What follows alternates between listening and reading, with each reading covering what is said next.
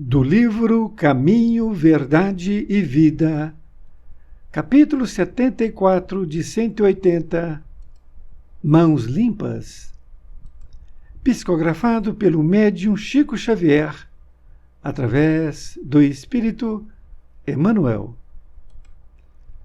74 de 180, Mãos Limpas.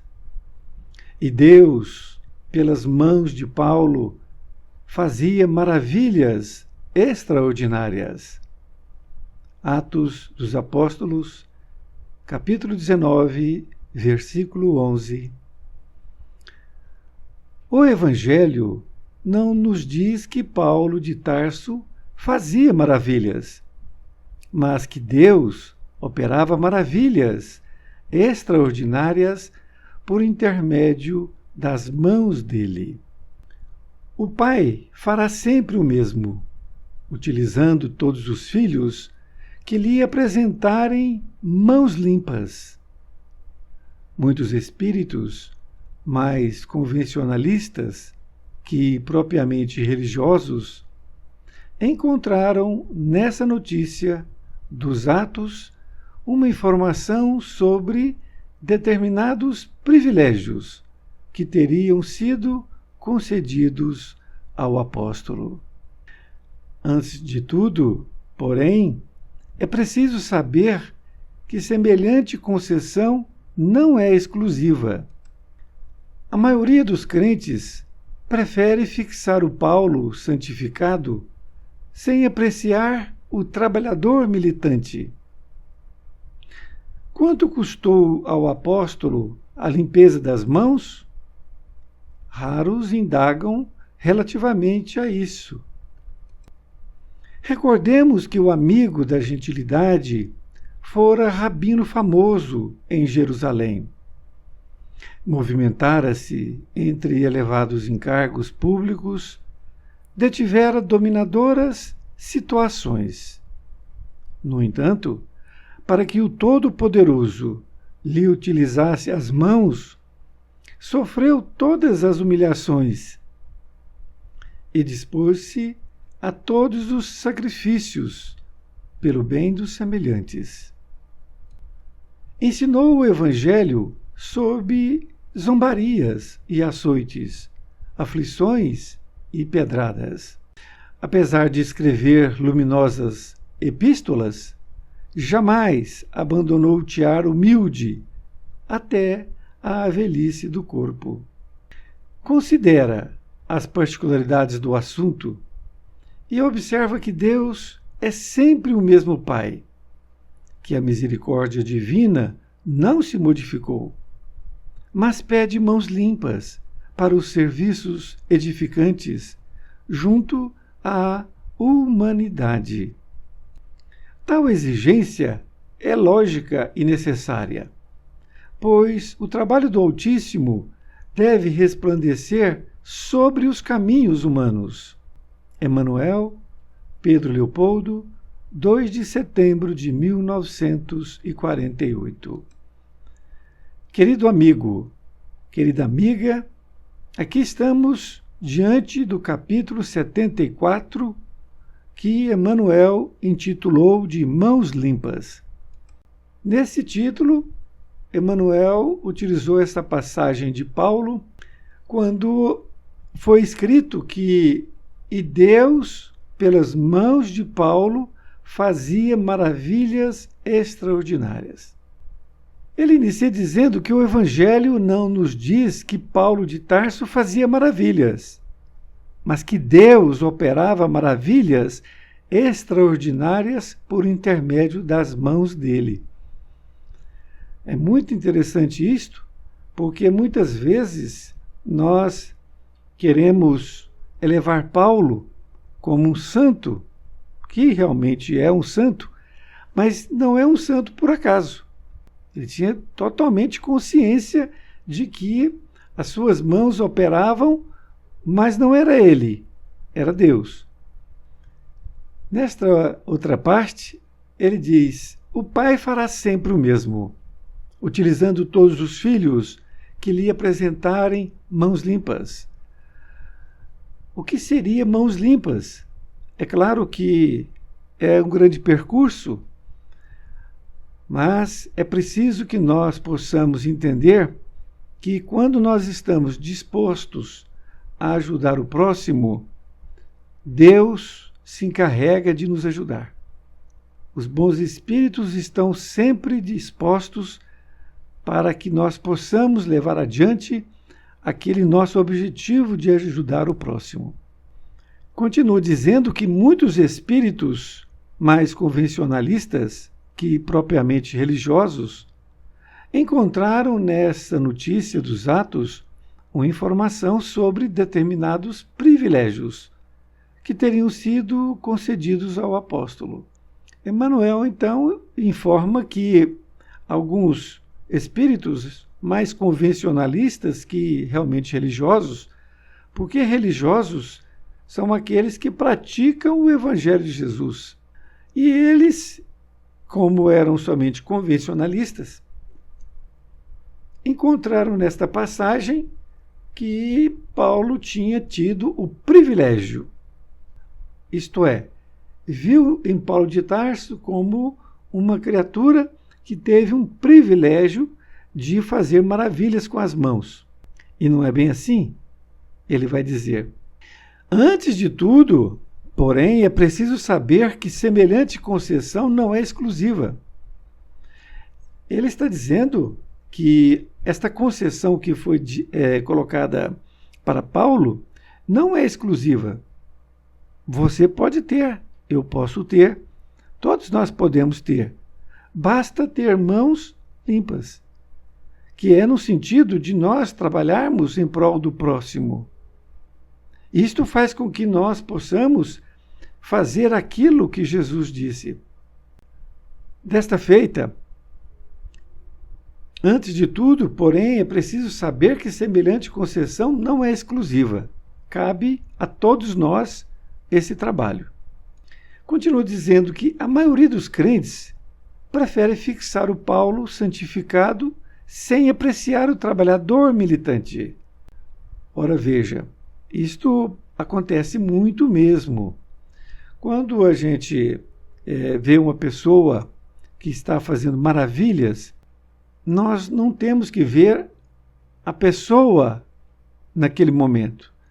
Nós temos que ver o que ele passou para chegar ali. E isto que é muito importante. Da mesma forma, quando uma pessoa adquire, por exemplo, um objeto de grande consumo e como um veículo novo, a pessoa olha e muitas vezes fica com inveja daquele que comprou um carro novo. Mas não sabe o que ele fez para chegar ali e adquirir aquele carro. Ali, muitas vezes, com muito suor. E ele, inclusive, pergunta: quanto custou ao apóstolo a limpeza das mãos? Raros indagam relativamente a isso. Desta feita, quanto custou ao apóstolo?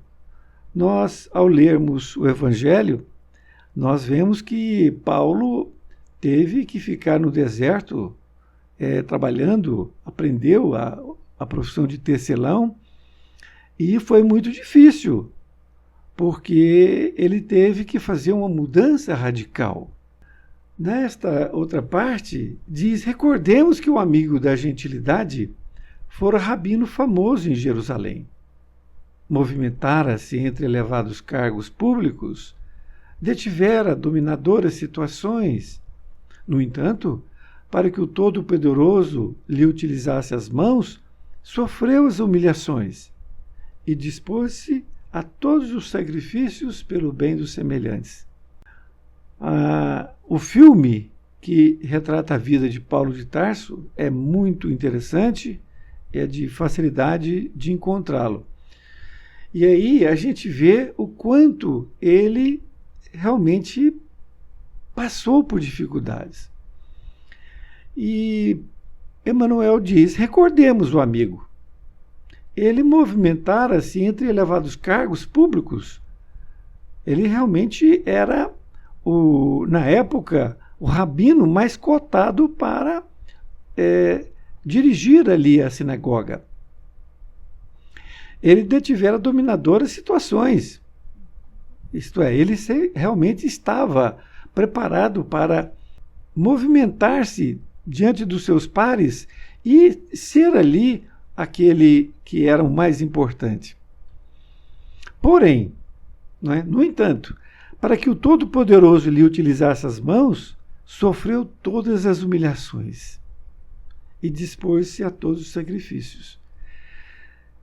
Paulo, quando se converteu, depois da estrada de Damasco, ele foi levar o evangelho de Jesus aos gentios, isto é, aqueles que não eram judeus, de todos os países.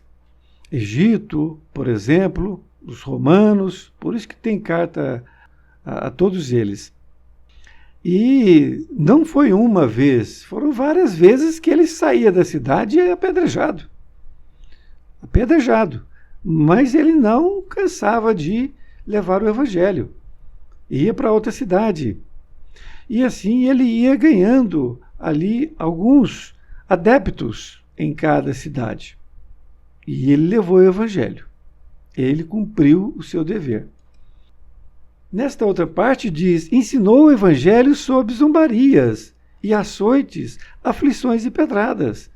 E foi assim mesmo, porque poucas vezes ele era ali consolado, era acolhido pelas pessoas. Tinha mais pessoas zombando, açoitando e mandando pedradas do que realmente acolhendo. Diz ainda, apesar de escrever luminosas epístolas, jamais abandonou o tear humilde até a velhice do corpo. Olha que interessante isso. Porque, embora ele estivesse fazendo maravilhas com as mãos, sabia perfeitamente que não era ele, era Deus agindo sobre ele. E por isto ele mantinha ali o tear, que ali ele trabalhava para o seu próprio sustento. E isso é muito importante. A pessoa trabalhar para o seu próprio sustento, ao invés de ficar dependendo de outra pessoa. Se ele tem condições de fazer alguma coisa que lhe promova serviço e ganhar algum dinheiro, é necessário que faça, até para o bem próprio da pessoa. E diz ainda, considera as particularidades do assunto. Então ele está nos conclamando a pensar. Considera as particularidades do assunto e observa que Deus é sempre o mesmo Pai, que a misericórdia divina não se modificou, mas pede mãos limpas para os serviços edificantes junto à humanidade.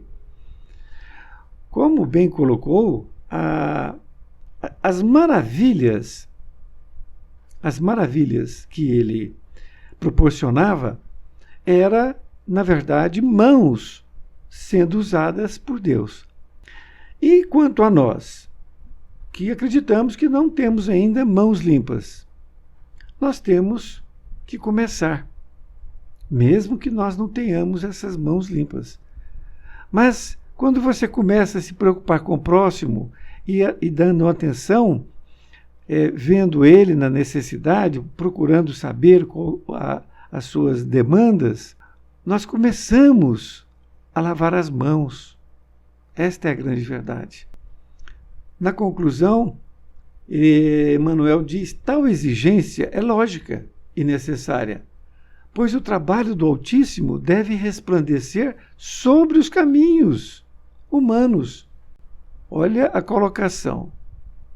Tal exigência é lógica. Qual a exigência? Mãos limpas. Ela é necessária e lógica, como diz ele, pois o trabalho do Altíssimo deve resplandecer sobre os caminhos humanos. Desta forma, se nós queremos ter mãos limpas, assim como Paulo tinha, é preciso que nós estejamos dispostos a isto, que nós possamos elevar nosso pensamento em nossas orações, estar disponíveis para ajudar o próximo e solicitar intuições ao nosso mentor para que nós possamos ajudar o próximo. Alguma forma a gente tem como ajudar. Nós precisamos de boa vontade para que a gente possa começar a lavar nossas mãos, podemos assim dizer, para que nós tenhamos mãos limpas um dia, quiçá em outra encarnação, muito provavelmente não nesta, que nossas mãos possam ser limpas a ponto de fazermos maravilhas. Isto com a consciência que Paulo teve, que vai ser Deus que vai operar em nós, e não nós que estaremos operando. Um grande abraço e até mais ver, e fique com Deus.